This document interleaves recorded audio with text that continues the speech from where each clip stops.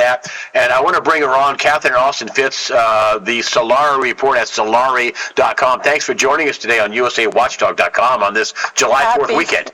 Happy 4th of July, Greg. What a perfect day for you and I to talk. This is a great day for you to talk. I wanted to bring up, I want to hit you with this right away, because you talked about all this money, this missing trillions of dollars. They spent it in space, they spent it underground, but I want to talk about spending it underground. Nobody ever talks about the boring company, that's Elon Musk's company, right, where they bore these big, giant, huge tunnels and all that. They have a complete underground network of stuff that they spent some of this missing money on because of possibly a extinction level event. Tell me, why did you decide to put that out there? Were there 90 cities or 100 cities or however many there are? No.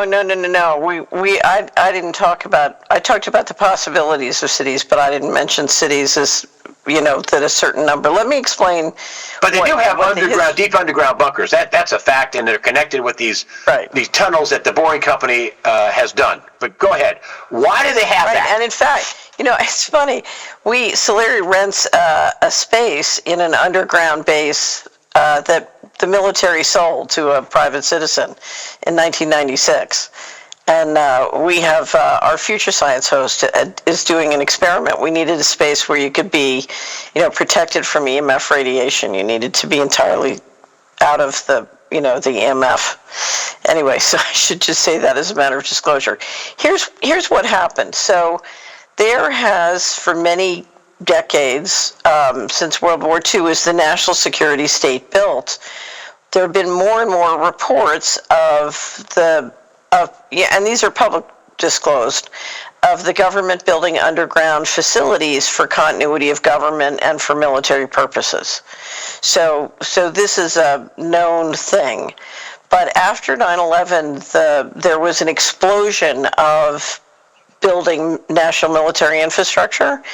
And in fact, the Washington Post did a very good series, I think they published in about 2012, called Top Secret America, where they described the explosion of construction and building.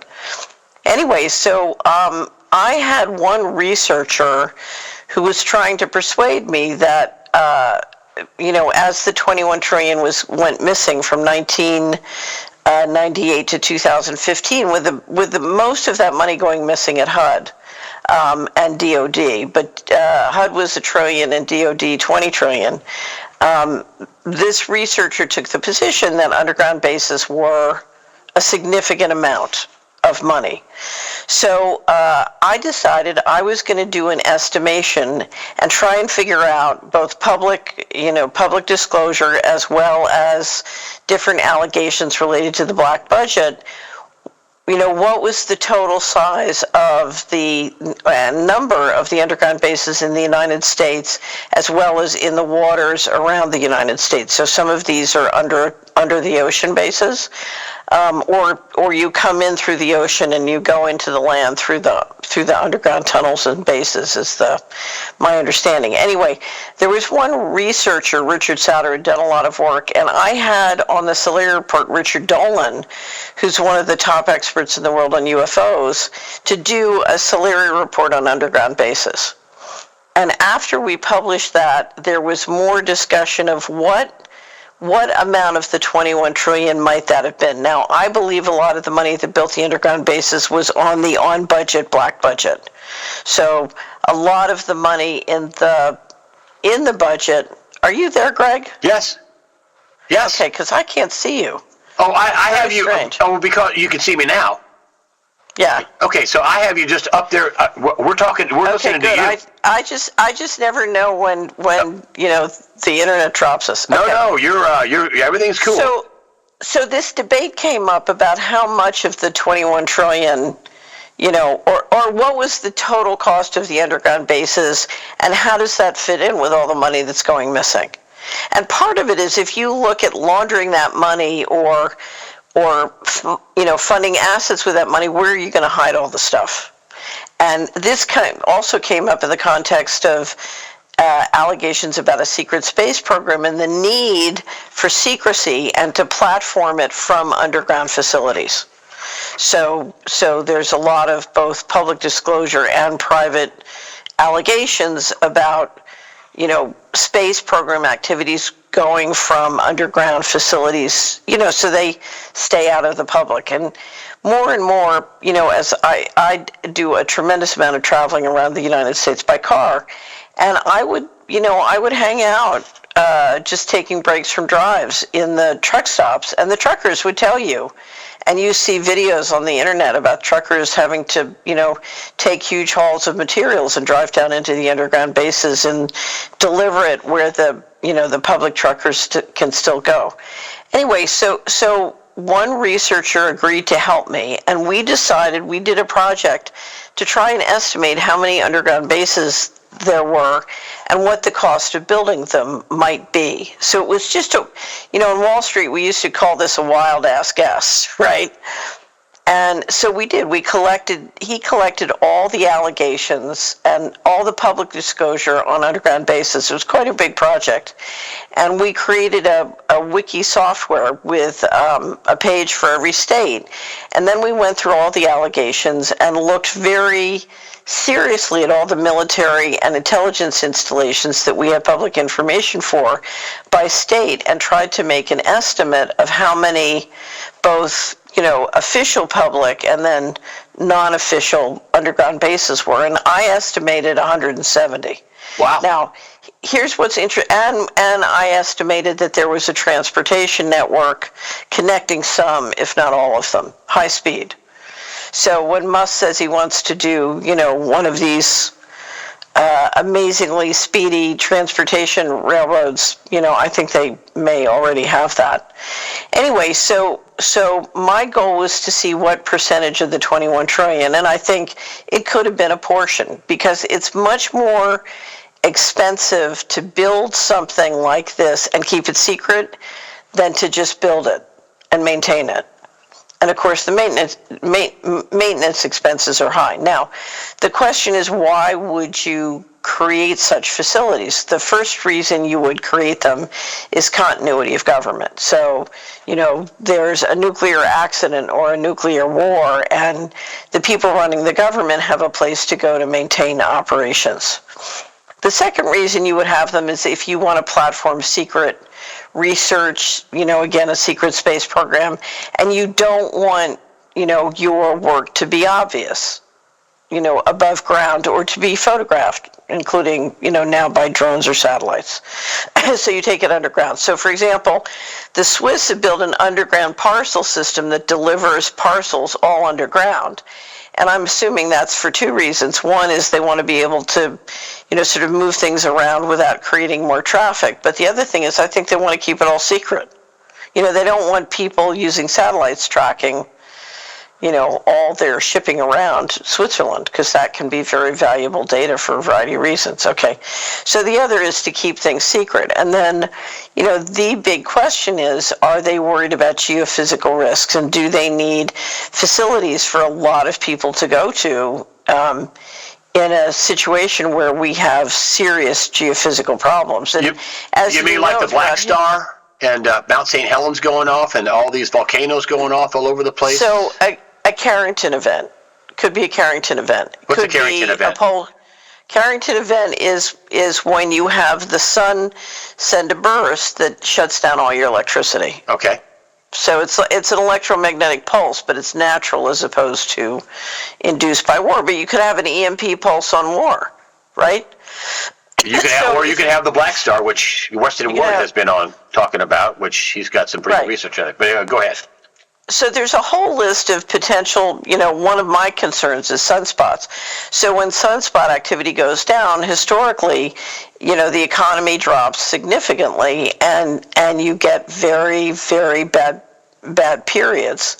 Not to mention, since the advent of the stock market, the sunspots slow down, the market crashes. So if you're worried about going into a low sunspot cycle, you could be really worried about, how are you going to manage this level of population and the resulting die-off that's going to happen. So, and finally, as you know, there are many things happening that could cause the general population to turn against the establishment. And of course, one way to remain safe and in control is to be down in the underground bases while you've got a control grid above ground being operated with drones and robotics and the kind of control grid that you and I have been talking about for years. So there are many different reasons that you would want to have underground bases, and if you or I were running the government, we would make sure we had underground bases, because you do have to protect continuity of government in the worst case. And there are many possible scenarios of worst case that you would want to protect against, which is why the government has always had the ones that they've announced publicly. So there's nothing inappropriate about government preparing for the worst case.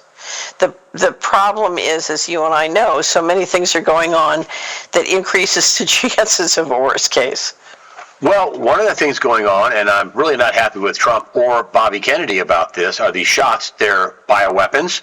It's proven. There's all kinds of terrible things that have happened. Proven. The science on this is the numbers are big. You can't, for you to ignore this is too stupid to be stupid. And you were talking about in the pre-interview a health insurance company that got hammered because fewer patients and costlier claims. They got hammered. Well, let's see. People dying. Well, patients, and people getting sick. They had to withdraw their. This is one of the health insurance companies. They had to withdraw their earnings projections. And now they have almost a $2 billion write-down to take, and it's because you have. They call it unexpected developments. It's morbidity, sickness, and permanent disability. And the number of enrollees are shrinking, and presumably that's because of the death rates are ahead of expectation. Now, one of my questions is, I know that the big beautiful bill really brings dramatic cuts in Medicare and health, and that may also be part of this. I don't know. I just had Ed Dowd on. He said that one of the things we're tracking, he's not tracking deaths anymore, but he says, I am tracking disabilities through the Bureau of Labor Statistics. And he went from 4.8 million disabled people in around November last of the year, to in May, it's 5.5 million, 700,000 growth. He said, this is a growth stock, I'd be buying it. If I was buying disability, right, I'd buy this stock because it is going up and it's going off the chart. Is that part of the Omniwar? One of the many things they're doing. Right. Talk So about this that. So Omniwar is the weaponization of everything, the weaponization of all the different systems we use, including food and health and finance, and what you and I are talking about now with literally injections as bioweapons is the weaponization of our healthcare system. It's just these shots. Bobby Kennedy is putting out. Moderna just got approval to do a new mRNA shot without any human testing. What's going on with that? So one of the things Kennedy is promoting is the idea now with AI, we don't have to do animal testings, and we can go straight to using it on humans without any animal testing. To me, it's extraordinary, because if you know anything about AI, it's not something I would ever want to rely on when it comes to, turning humans into guinea pigs. This is absolutely outrageous. And AI, according to my friend Steve Quayle, he says it's demonically inspired, the AI. So here's what I would say. If you look at all the policies the administration, all the steps they've taken to promote or preserve or continue mRNA technology, it's extraordinary. And we just did an interview with Dr. Suzanne Humphries on the Solera Report, Greg, on the mysterious ingredients in mRNA. I know from having worked with Doctors for COVID Ethics, who published a book, that's Dr. Suchrit Bhakdi and Michael Palmer, who published a mRNA toxicity book about how mRNA is poison. So we know this is dangerous. We know the history of it as essentially a bioweapon. But Humphries goes into all the mysterious ingredients that are in it. And it's shocking. And, we have this mysterious ingredients problem in the food, in the spray, and now in the injections. And the reality is, if you look, this is bioengineered material. It's completely unnatural. That doesn't even bring up Kevin McKiernan's finding SV40 or the Japanese finding stainless steel. And this stuff has a purpose. And of course, the big question is, what is the purpose? We know the Moderna chief science officer said, they're installing an operating system in our body, and that's part of what I believe that they've been up to. But these particles are unnatural, and they pass through the blood-brain barrier. And, when we go through on the Salieri report, we go through about 20 different pictures of slides of different sort of these sort of biosynthetic materials that then aggregate, and, they end up creating formations that look like circuit boards. It's unbelievable. And what you realize is it's remarkable, because I know people who took the shot and they're walking around perfectly healthy. My question is, were some of the shots saline shots? And there was a quota, and this was part of experimenting. They didn't want to give it to everybody at the same time. But what I can tell you just from driving around, when I drive around America and talk to our subscribers and talk to people all over the country and work with people all over the country, they're telling me exactly what Ed Dowd is saying. His statistics match up exactly with what I am seeing and hearing from our subscribers. It's unbelievable. And here's the thing. Many of our subscribers never took the shot, just like your audience. They listened to you and they never took the shot. But if you look at their caregiving responsibilities and financial responsibilities taking care of people who did take the shot, it's horrible. That's why, we published a whole series of COVID-19 forms, one of which was the family form, so that one spouse could talk the other spouse out of taking the shot. But if the other spouse would not be talked out of taking the shot, it walked them through the procedures to get disability, health insurance, and life insurance, so that their vaccine injury or death would not bankrupt the family. This is absolutely unbelievable. I mean, you said that hospital had a 40% loss in overnight because health insurance. The stock down, right? And it's interesting because I do the screen for a mutual fund, and we have one of the funeral home companies as a stock, which has more than doubled, I think, since we bought it. So you've got the healthcare insurance stock going down 40%, while the funeral homes are going up significantly.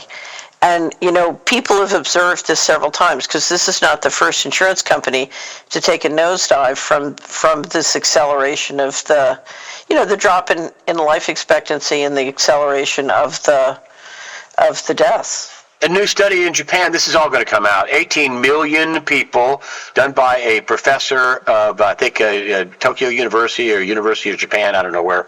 But it's 18 million people, and basically the study says the more doses you get, the faster you die. And this is in the Journal of JAMA. I think it's in JAMA. Hold on a minute. Unvaxxed data on 18 million, bombshell versus unvaxxed. So he did vaxxed versus unvaxxed, 18 million. And the more shots you get, the faster you die. This is all going to come out. People are going to wake up one day to... Remember, Rasmussen did a poll, I think it was 3 or 4 months ago. More than 50%, I think, of Americans know someone who was killed by the COVID shot. And to have Bobby Kennedy still be doing this, and of course Donald Trump quit talking about it. You don't hear him talking about these shots ever, because he gets booed every time he does. And listen, I voted for him 3 times. I'm not an anti-Trumper, but I am for the people that watch this show and they need good, actionable information, and don't take any more damn shots.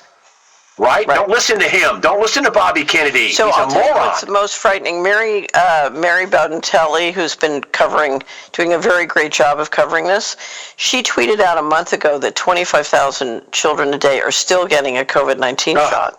Awful. Now, Bobby came out and said he dialed back the recommendation that that healthy children get it. But he left it for over 65 and children with comorbidities. And we had a terrible situation because one of our subscribers had a friend who was going to still, wasn't planning on giving the COVID-19 shot to her child, but after she heard the continuation of children with comorbidities, said, oh, well, if Bobby's recommending it, then I have to do it. And, because she so trusts Bobby. And, our subscribers spent a long time trying to talk her out of doing it. And I put in a very loud complaint because I said, it's one thing to say, I'm trying to get my ducks lined up. I'm coming out with this big presentation in September. I understand it takes time to get in, to get your hands on the machine, come out with the thing. But you don't take a step that's going to get someone to believe you're recommending this. And he did it very shortly before or after he recommended. He basically said the best way to protect yourself with measles was to take the MMR shot, which he knows is not true. I mean, he knows that's not true. But this is just part of the everything war against you. Here's another one that David Wigington. But let me describe the conflict. There are people who think you have to get into the machinery and work inside and do what Bobby's doing so you can get something done. I believe the thing that's going to change this, because I don't think you can reform big pharma corporations. I don't think that's going to happen. That's like saying you can reform the Russian mob. Do you know what I mean? Yeah. So I don't think you can reform the Russian mob. I don't think you can reform the big pharma companies. I think what you have to do is you have to walk out, you have to walk away. You just say, I'm not taking this stuff. I'm not, I want nothing to do with it. And I don't trust any of you. You're not trustworthy. And so what do you do with trustworthy companies or regulators? You don't listen to them, you don't pay attention, you don't buy their stuff, you don't put their stuff in your veins. You just walk away. Now, the other thing you have to do is you have to work with your state legislators or your congressmen or other people to protect you. So wonderful group, Leslie Manukian and the Health Freedom Fund, and wonderful group of people in Idaho got a bill passed this year. No vaccine mandates in Idaho. You can't mandate a pharmaceutical product in Idaho. They do that all across the country. Joseph, we need every state to adopt that, not just for humans, but for livestock. The last thing you need is mRNA in all your livestock, and you're eating it. Got a lot to cover. I'm sorry. This is a huge thing. I want to get this on. Dane Wigington would love this. This is more of the Omniwar. This is the geoengineering. It's everywhere. This is not normal, folks. These are contrails. That's a lie. Tell me about all this spraying going on that is in your magazine that you're talking about, how it's weather modification right here. Yeah, so we have weather modification, and I believe weather warfare is one of the systems. And of course, the problem is you're breathing this stuff in. So Clifford, we had a wonderful interview on the Slay Report with Clifford Carnicom, who is sort of my go-to source on the spray. And Clifford says that the synthetic bioengineered material in the spray, the same stuff that's causing Morgellons disease, if you've ever heard of that, is the same stuff that they're putting in the injections. He did a wonderful interview with Elsa von Hamlin. It's very long and detailed, and he explains all of his research on that. But we're ingesting these nanoparticles, or whatever they are, nanobots. And, we've also had interviews with Dr. Huber on the mysterious ingredients in the food. So it's in the injections, it's in the spray, it's in the food. And of course, it's one of the things that is causing, I believe, this sickness. Well, they're just attacking us from every angle, and these shots are. A friend of mine says that this is going to end up being like Nebuchadnezzar, who turned into an animal in the Old Testament for 7 years, and that this is going to be people are turning animalistic, and because of these shots, how they interface with whatever. Go ahead. So I have wonderful subscribers, Greg, who many years ago, because we've been talking about what I call the Great Poisoning. This is all part of the Great Poisoning. So they've been hip to the Great Poisoning for more than a decade, okay? And so you see these families who understand that a great poisoning is happening. They're in a war. It's an omni-war. They understand that. And they start to take action with how they organize their health, how they organize their food, how they organize their finances. And you know something? They're doing great. And if you look at how they're doing, versus the families that didn't understand there was a great poisoning and didn't act proactively and aggressively to protect themselves against it, the divergence is phenomenal. So these families are proving there is a great deal you can do to be healthy and powerful in this environment. It's depressing to understand that it's what Curtis Mayfield said. He said it's a new world order, it's a brand new day, it's a new world order, and brother, you're the prey. So it's not supportive of your sense of social prestige to realize that you're in a war and you're the prey. But at the same time, once you understand, you can get in the game and start to protect your health, to protect your finances, to protect your food, and what a difference it makes. Lots more. I got to step in and talk about my sponsor. I wanted to talk about this because I've gotten some people saying this is the ivermectin wellness company, mebendazole compound formula. There's 90 pills in here. Actually, I take this. And some people have said, it's $600. There is a discount code, sUSAWatchdog, free shipping, at 15% off, brings it down to a little more than $500. Somebody wrote me and said, I think it's really expensive and people can't afford it. I have a friend of mine that is pretty much into the pharmaceutical business, and he has a business, and he gets things from India and he tests it.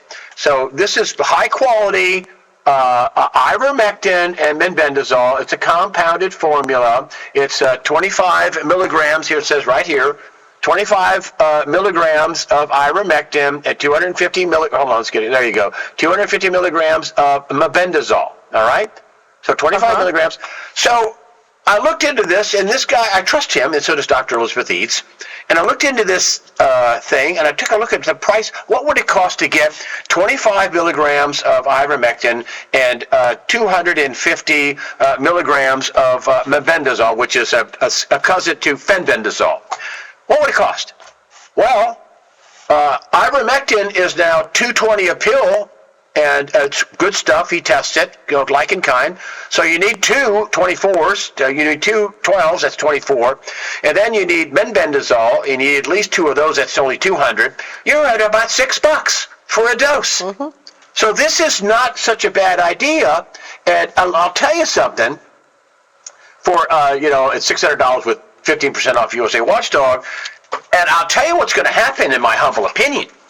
This is going to come out like this Japanese study with 18 million people, and the more pills you sick, the more shots you get, the worse you get, the more sick you get. The sicker you get, the faster you die. It says faster you die. People are going to be like, oh my gosh, what can I do? I've been screwed by the system, by the Omniwar. What can I do? You can take ivermectin. It binds to spike protein, according to Dr. Elizabeth Eads and Dr. Pierre Corey. This is also a off-label use. This is a parasite cleanse. There's 60 million people have parasites. And this is also off-label use. You can use it for, they use the same drugs that Dr. Pierre Corey uses some of these same drugs. Dr. Elizabeth Eads for back injuries, also cancer. There's all kinds of peer-reviewed study for ivermectin, mebendazole for cancer studies. These are off-label use, according to Dr. Peter McCullough. So there you have it. Not such a bad deal, and it's professionally compounded and good stuff. I compared it to another company that I know tests the products and has good stuff. There's a lot of stuff from China. I wouldn't touch anything from China. Anything I get from China, anything I see from China, forget it. I'm not putting it into my body. I'm sorry. They're not good. But this is the deal. It is the ivermectin and mebendazole. It's the cleanse. The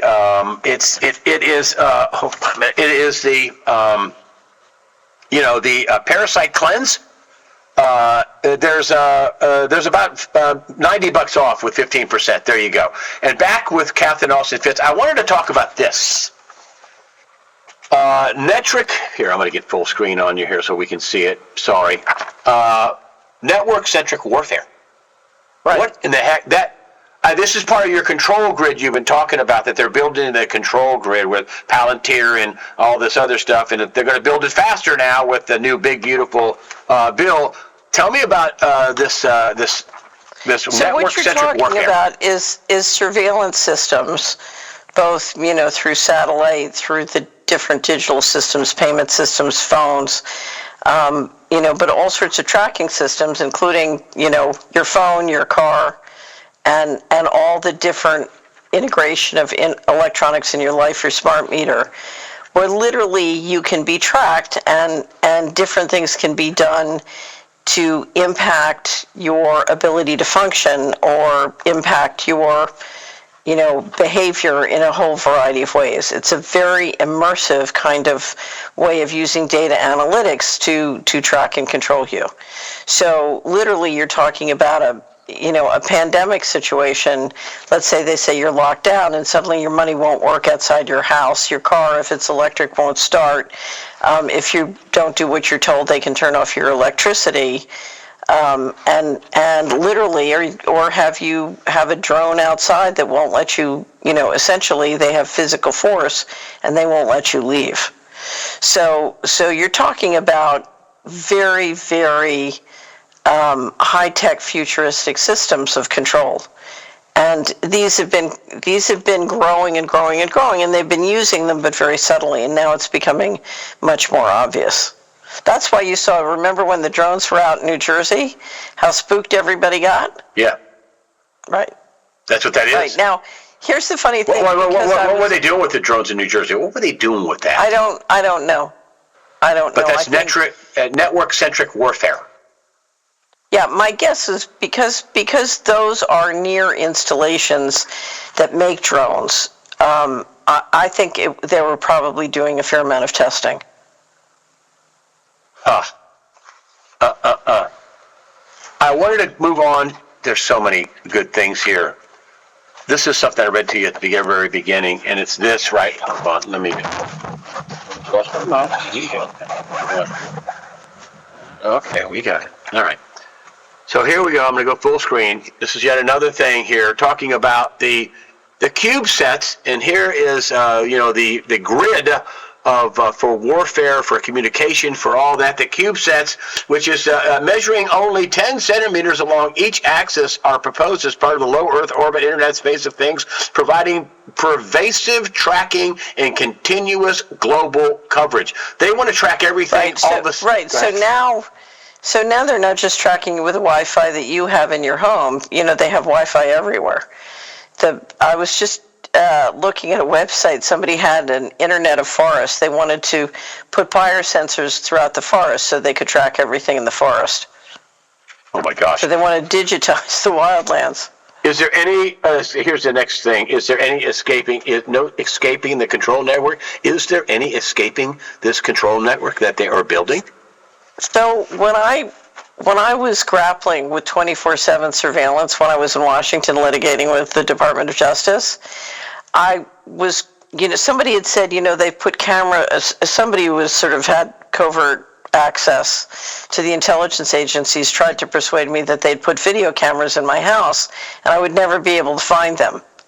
So I had to grapple with, okay, what if I'm being filmed 24/7 no matter where I am in my own home? What's that like? And I went to church, and the pastor had worked up a whole head of steam and was shaking her fist at us, and she said, it was the co-pastor, she said, honey, you don't need a house, you don't need a man, you need to get in right relationship with the Lord. And then she said, you worry about what other people think. You need to understand that God and you see everything you do. You need to worry about that. And it was amazing because it totally shifted my whole view of the thing. And I realized that's all I have to worry about. Because if you look at the universe, the reason I'm an optimist, Greg, is if you look at the universe, 99% of the universe is made up of plasma. And plasma is intelligent and plasma is alive. And I believe that the idea that you can use digital technology and these kinds of technologies to control life, it's just not going to happen. It's not going to work. You cannot usurp God. It's not going to work. But the idiots are trying to. They knew God, they knew Jehovah, but they glorified him not. Professing themselves to be wise, they became fools. These are dummies. These are ignoramuses. Don't be afraid of it. They're going to try. They're going to try. I don't underestimate how much harm they could do. So my favorite part of Omniwar is at the end when we talk about what you can do. And there's a great deal you can do. Okay, hold on. Before you get there, I want you to get there because I have that. I have that in my list of questions. But I want to get into this because I want you to make this point, and you are brilliant when you make these money points that here's the money and here's what's happening because of the money. The misallocation of capital. And this kind of, China's success underscores the price of the West's misallocation of capital. China's kicking our asses. Explain. How does the misallocation of capital... On science and technology... So I refer to this Australian study that I've referred to before. It was created by the Australian government after 9/11 to track the most important technologies to national security, and it tracks 64 technologies like AI and quantum computing. And in 2008, at the beginning of the fiscal crisis, Greg, the U.S. led in 60 of 64. Now they show China leading in 57 of the 64, and China is expected to pass us in the other 7, within some reasonable period of time. That's frightening. Yeah, because they're the God. There's no God to them. But go ahead. Well, but I don't think it's because they don't believe in God. I think it's because they are very focused, and because they have a large population, many more engineers than we have. So they've created a large community of scientists and engineers, and they're very focused on being excellent in these areas. And I think one of the mistakes that we made was we basically said to a whole world of private companies, we'll give you a monopoly and let you be billionaires as long as you promise us global dominance. And so we created a lot of essentially, duopolies or monopolies and a lot of billionaires, and they lost dominance. And now what they're saying, and you see it in the big beautiful bill, is give us trillions more dollars and we'll get it back. Well, I don't think that's going to work. Oh boy, man, there's so much. There's so much in here. I'm sorry that this is more than 100 pages of stuff. But I want to get to this, which is resistance.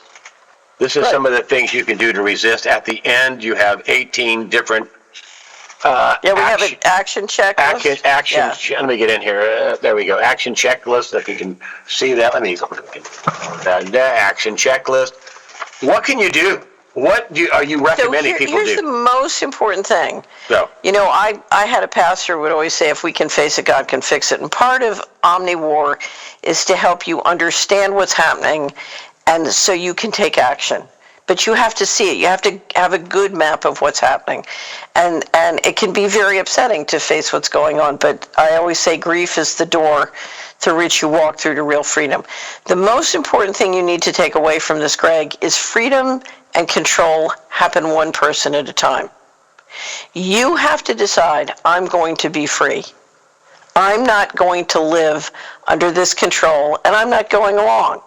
And what you need to know, it's not hopeless at all. I can't tell you all the many reasons why these guys could make a mess, make mistakes, things could go wrong. If you look at their environmental impact and what their energy demands, the whole model is, in my opinion, nuts. So you have to understand, this is a war, and the thing that's going to get us back in the game and winning this war, which I believe we will, is if millions and millions of people stop supporting Omniwar. If you look at who's doing Omniwar, we're going to work and we're building it. We're supporting it. We're financing it with our pension funds. We're doing all sorts of things to support it and the people leading it. And we have the ability to say, you know something, we are going to withdraw our support. Sometimes I liken it to a tapeworm. Stop feeding the tapeworm. Stop feeding, tapeworm injects into you a chemical that makes you crave what's good for the tapeworm and bad for you. Stop feeding the tapeworm and get it out of your life, first and foremost to protect you and your family. So winning at Omniwar can be fun because all you have to do is stop supporting the guy who's trying to kill you and start supporting yourself and your family. And from that, many good things can happen. As I said, the families who went to work on this 10 years ago, I have to tell you, they're in great shape. Their money's in great shape, their health is in great shape, their food is delicious. And their big problem is they have family and neighbors who haven't protected themselves, and they feel obligated to help and care for them. And it's terrible to see someone in your family dying, when if they had listened to you, it could have been prevented. A couple of years ago, you talked about you never told people to buy gold. You were like saying you have enough to bribe the guards. But a couple of years ago, you said, I think that this is a great investment. It's a great core asset, but right. I think it's a great investment that'll go up. And sure enough, where we at? 3,300. But good. Ding, ring the bell, Catherine Austin Fitz. That was a good call. Right. And tell me about that and stablecoin and why it's going higher. So first of all, gold is a core position, and that your core position is your central bank insurance. You buy that for the worst case, not to make money. It's not an investment. It's like an insurance policy. But the second part of gold holdings, I think, is an investment. And I told you, gold is now going to start moving up. And that was, I think, about 2 years ago, and yep. It has. Now, it's been consolidating recently.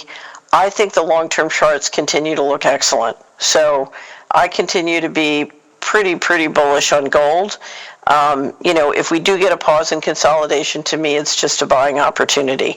One of the reasons I'm bullish on gold is because of what the administration is planning to do on stablecoins. A stablecoin, Greg, is a coin that's designed to be collateralized in the use that we're talking about with dollars.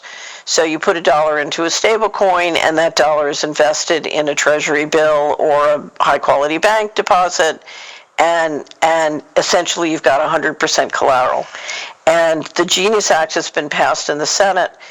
We now go to the House that has to pass the Stable Act. When that's passed, it'll be reconciled, and you have a lot of the big banks and other companies working on creating subsidiaries to issue stablecoins. They will be, so instead of the New York Fed issuing a CBDC, because this is very much like a CBDC but more dangerous, so instead of the New York Fed issuing a stablecoin, the banks that own the New York Fed, the member banks, are now going to create subsidiaries and issue stablecoins, which are going to be private. Now, the first goal of stablecoins is to saturate the globe, getting people who are using currencies that are not the dollar onto the dollar. So you can go in through the mobile payment systems into any country in the world where you can get in on the system. And I think there's some countries who will be able to keep stablecoins out. But you'll be able to go and instead of people in the country using their own currency, they can just switch to stablecoins. And I think there are a lot of countries, particularly countries in big debt problems, who are going to switch to the dollar. And the goal is to build a vast new market for treasuries. So if you look at how we continue to fund the government by borrowing money, the question is, where are we going to sell more treasuries? And stable coins is one. Another thing I believe, you won't see it in the Genius Act or much of the discussion about stable coins, is that they're going to use credit to basically lend to individuals all around the world who are not yet in a debt trap, including farmers. Because control of the food supply is a big goal here. And if I'm right, and you see an explosion or a tsunami of stablecoin along with related credit, that could be one of the most hyperinflationary events in the world. Now, they're doing many things to cause deflation, but I think this could be, this could put this could put a whole new meaning to helicopter money, because it's going to be global. Think of the Iraqi pallets of cash. This is the Iraqi pallets of cash in digital form. We're just going to spread dollars all around the world. And the question is, how many markets can we penetrate? If this succeeds, it could give another, 10 to 15 years of life to the dollar as reserve currency. And what would happen to gold? I mean, if you can, Ed Dowd came on and said, this is going to be, I know you know this, I'm not teaching you anything, but I didn't know this. And he said, people are going to misunderstand this. When it becomes a tier 1 asset, and now it is, they're going to be able to loan against it. Wow. Do they want that to be 33,000, 3,300, or 33,000? So that's the Bitcoin pump. And the Bitcoin pump is part of this. I just did an interview with Mark Goodwin that'll publish on Tuesday on the Slay Report. And we go into detail about the relationship between the stable coins and the Bitcoin. But here's the thing. I think you, and we've seen this, because you and I have talked about this for many years, the smart money has been trying to buy up all the real assets. Land, water. I mean, the increase, if you take the 100 largest landowners in America, they keep increasing. There's a reason Bill Gates is out buying farmland. I told you for many years, farmland is a great investment. Anyway, so real assets are going to shine, and that means, that means gold, that means silver. Whether silver shines as much as gold, we're not seeing the monetization of silver yet that we've seen historically. And some of silver will depend on how much monetization there is. There's a lot of push to monetize gold. Depending on how you do it, it could be very good or bad. The states are moving to make gold legal tender and to get states to buy reserves. I was just out in Utah meeting with the treasurer of Utah, who's one of the great leaders in the country. They have a purchasing program for gold that's very impressive. They've been buying gold, and Utah is one of 14 states that has a AAA rating. And now they have very significant gold reserves. And of course, they have a big gold refining business there as well. And if you look at the states with the strongest fiscal story, it's always North Dakota and Utah that are sort of vying for one or two. They're one of the top states. And it's it's a remarkably well-run state. And you think silver, would you be a buyer of silver? I'm always a buyer of silver. So I love silver, but silver's still a deal. It's not going as much. It's still silver's an incredible deal, but if you look at the history of silver, the low point on the gold silver ratio is 15, and I think it's about last time I looked it was 100. I don't follow it closely, but it's way up the there. Gold silver ratio is very, very high. But if you look at the push to monetize gold, it's on. There's not a lot of push yet to monetize silver. And so that's going to keep the pressure off silver. And I think the leadership has so many industrial uses for silver, they're not going to push the monetization of silver. And it's going to happen anyway, because at some point people are going to start using it to transact, and you're going to want silver for smaller denominations. Now, there's a huge push to get people to do gold transaction systems. We do a monthly legislative briefing for state legislators in the United States, and our legislative briefing next Thursday is going to be on gold transaction systems and how to design them so they improve sovereignty instead of destroy sovereignty, because a state can do a gold transaction system in a way that supports state sovereignty, but they can do it in a lot of ways that's going to, just be part of the control grid, except it's going to be worse, because it's going to put everybody in the state in a short squeeze, and that's how you grab the land. And that's an old historical trick. Make everybody get gold. They don't have gold. You've got the gold, and the next thing you know, they've got to sell their land to get your gold. Mm-hmm. So you have to be very careful how you do gold transaction systems. They just made gold legal tender and silver. I think they did silver too, but gold for sure. You could go to a closing table or a car dealer and plop down, 40 ounces of gold or however many you need. They don't require businesses to take it. So states can make it legal. But you'd be a fool not to. If somebody walked in your office to get real payment, it'd be like somebody walking in at Bitcoin at $10, or Bitcoin right, 1,000. You have to remember, to handle gold, you really have to get yourself educated. So at Solari, last year, we have a wonderful financial planner who does the equity overview that I do 4 times a year. We cover the markets, and he and I went through and created a master sheet of all the links on gold to silver. You don't want to own gold to silver, and you don't want to handle it until you know how you're going to manage it, how you're going to do the bookkeeping, where you're going to put it. You really need to get yourself educated before you start messing with it. That's great advice. I wanted to talk about your Omni. This is this is just typical. This is the stuff you get when you are a Solari subscriber. You don't pay me to do this. I just like you, and I think you have good stuff. That's why I have you on. I think you're smart. This is one of the things you're going to be able to get. This is a 999 silver purity coin, right? Go ahead. Right. Tell me about how do I get this coin? Right. The people in the United States who get the print plus digital subscription get the Omniwar because, they get the hard copy, but they also get the silver coin. And that's the Solari logo. And if you flip it on the other side, what does it say? You got to say what it says. Do unto others as you would have them do unto you. 1 troy ounce of gold Solari. I love it. Yeah. I love it. So...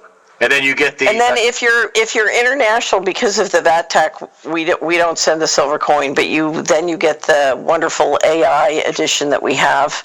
So you get Omniwar and AI, and then if you get the digital only, then you get the hard copy of Omniwar. So it's a, and I have to tell you, to me, if I had a family, I would want to get Omniwar. I want to go through it. I would want to look at the checklist, and I would say, okay, over between now and the end of the year, 2026, what are we going to do to really start winning at Omniwar?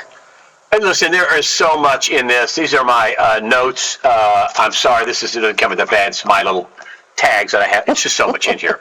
You need to get it. I mean, we barely skimmed the surface of this. I got a couple of big points in there, but I did get that in. This is what you get. This is it right here. Again, there's the silver coin that you also can get with a subscription when you're a U.S.